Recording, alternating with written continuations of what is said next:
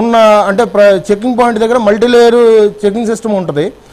అటువంటి చోట కూడా వీళ్ళు భయపడకుండా వీళ్ళు గతంలో చేయలేదంటారా? ఎందుకంటే పెంచలయ్య గారు ఆయన పోలీసులు పట్టుకున్నప్పుడు ఆయన మీద కేసులు నమోదు చేసినప్పుడు ఆయన ఒప్పుకున్నది ఇదే కదా, నేను పలుసార్లు కూడా నేను దొంగతనం చేశానన్నాడు.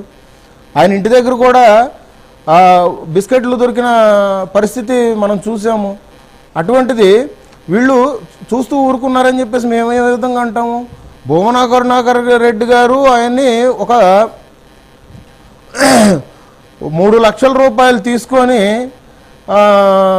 కాంట్రాక్ట్ ఉద్యోగంగా ఆయన తీసుకున్నారని చెప్పేసి మాటలు గట్టిగా అనిపిస్తున్నాయి. ఆయన హయాంలోనే జరిగిందని అంటున్నారు.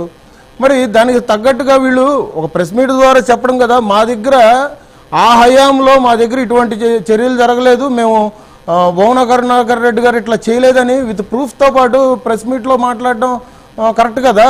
మరి ఇప్పటి వరకు అది ఆ ప్రక్రియ ఎందుకు చేయలేకపోయారు వైఎస్ఆర్సీపీ నాయకులు?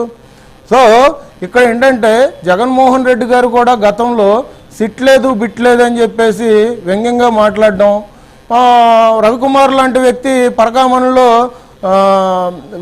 విదేశీ కరెన్సీ దొంగతనం 9 నోట్లు దొంగతనం చేస్తే ఏదో 9 నోట్లు దొంగతనం చేశాడు అని చెప్పేసి అపహాస్యం చేసినట్టుగా మాట్లాడడం.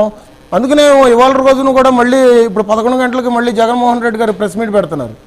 అసలు తిరుమల వివాదం వస్తుంటే జగన్మోహన్ రెడ్డి గారు ఎందుకు అంత రాష్ట్ర పరిస్థితుల గురించి కాకుండా రాష్ట్ర ప్రజల గురించి నేను పోరాడుతున్నానన్న వ్యక్తి ఇవాళ రోజున తిరుమల విషయంలోనే ఇటువంటి ప్రెస్ మీట్లు పెట్టి బయటకు వచ్చి మాట్లాడుతున్నాడు.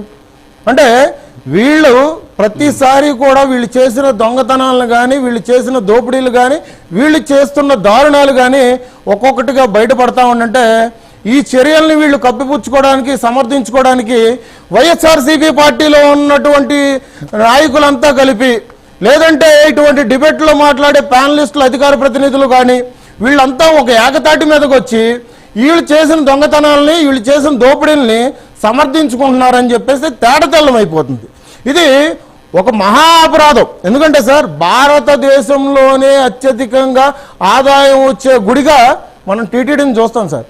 ఆ దేవదేవుడు కలియుగ ప్రత్యక్ష దైవం వెంకటేశ్వర స్వామి దగ్గరకు వస్తున్నారంటే మొక్కులు చెల్లించుకోవడానికి వీళ్ళు